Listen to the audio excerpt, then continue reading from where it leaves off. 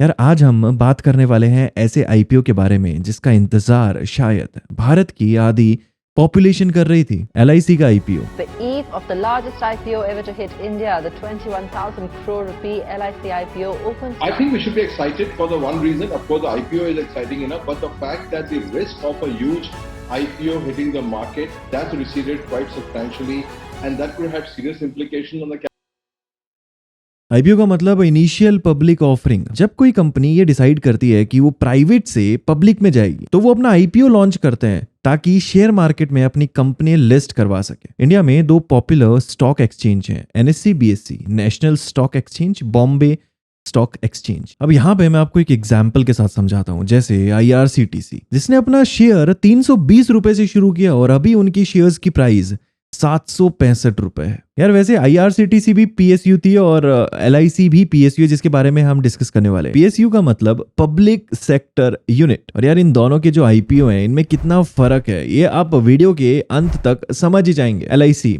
Life insurance corporation of India, जरूर सुना होगा आपने। जीवन के साथ भी जीवन के बाद भी। एलआईसी जो कंपनी है गवर्नमेंट कंपनी है और लाइफ इंश्योरेंस की सर्विसेज देती है। अब ना यार इसको थोड़ा सा टेक्निकल से हटके आसान भाषा में समझते हैं। मान लीजिए कि मेरे पास एक कंपनी है, मैं उस कंपनी को एक्सटेंड करना चाहता हूँ, ग्लोबल लेवल पे रिप्रेजेंट करना चाहता हूँ और बहुत ऊपर लेके जाना चाहता हूँ। उसके लिए मेरे पास दो रास्ते होते हैं।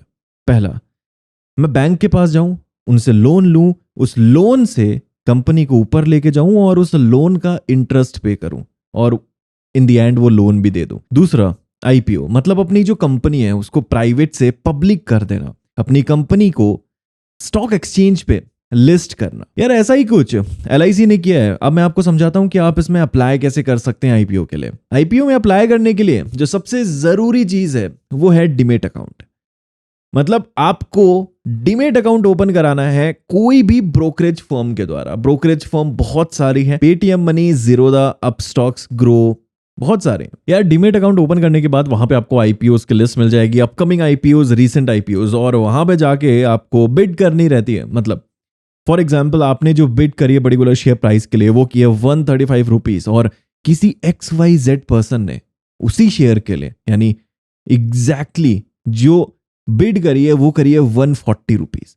तो जो कंपनी है वो प्रेफरेंस किसको देगी? ऑफ कोर्स उस XYZ पर्सन को। यार अब पूरा लॉट यानी ग्रुप ऑफ शेयर्स लेने के बाद फॉर एग्जाम्पल आपने 10,000 रुपए के शेयर्स खरीदे।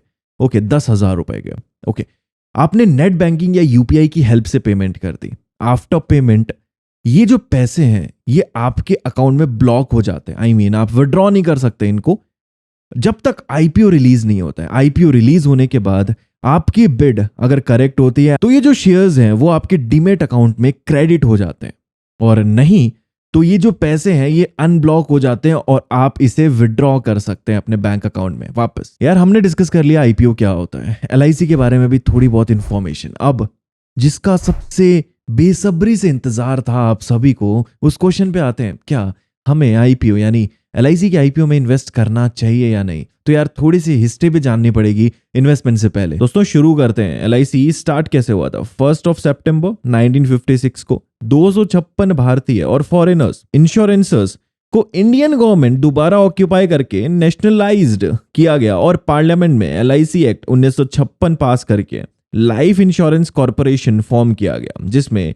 गवर्नमेंट ने 5 करोड़ रुपए का इन्वेस्टमेंट किया। उसके बाद 1993 तक यानी 37 इयर्स बाद एलआईसी पूरे इंश्योरेंस मार्केट को कैप्चर कर लेती है। दोस्तों फेब 2021 में एलआईसी का शेयर मार्केट में कदम रखने के 16 महीने बाद मई 2022 में एलआईसी का आईपीओ खुलेगा, जिसकी जो बिडिंग टाइम है वो है 4 मई से 9 मई। दोस्तों चलिए बात करते हैं, क्या मैं इस कंपनी के एलआईसी के आईपीओ में इन्वेस्ट करूंगा? इंश्योरेंस सेक्टर के अगर एनालिसिस पे ध्यान दिया जाए तो वो कभी एक्चुअल एनालिसिस एंड स्टैट्स के बेसिस पे लॉस कर ही नहीं सकता है। लेकिन एलआईसी की बात की जाए तो वो अपने फील्ड का एक बड़ा लीडर है, लेकिन प्रॉब्लम ये है कि वो धीरे धीरे नीचे आ रहा है। एक इन्वेस्टर को ऐसी कंपनी चाहिए होती है जो ग्रो करे, प्रॉफिट करे। इस लॉजिक से एलआईसी में इन्वेस्ट करना थोड़ा कम सजेस्टिव होता है। ये टोटली मेरा ओपिनियन है। और इसकी वैल्यूएशन की बात की जाए तो एलआईसी प्रॉफिटेबल हो सकता है। इसका पता 12 तारीख को ही चलेगा जब शेयर्स की अलॉटमेंट होगी। यार मैं पर्सनली बताऊं तो मैं इन्वेस्ट नहीं कर रहा हूं, मैं आईपीओ में ज्यादा दिलचस्पी नहीं रखता हूं इन्वेस्ट करने में। एलआईसी की जो पॉलिसी है वो कॉस्टली होती है और आने वाले टाइम में HDFC, ICICI, SBI life insurance पर लोगों का जो ट्रस्ट है वो बन रहा है। दोस्तों वीडियो जब मैंने स्टार्ट करी थी मैंने आपको आईआरसीटीसी के बारे में बताया था कि आईआरसीटीसी की जो आईपीओ है जब वो रिलीज हुए थे तब लोगों को बहुत ज्यादा प्रॉफिट हुआ था।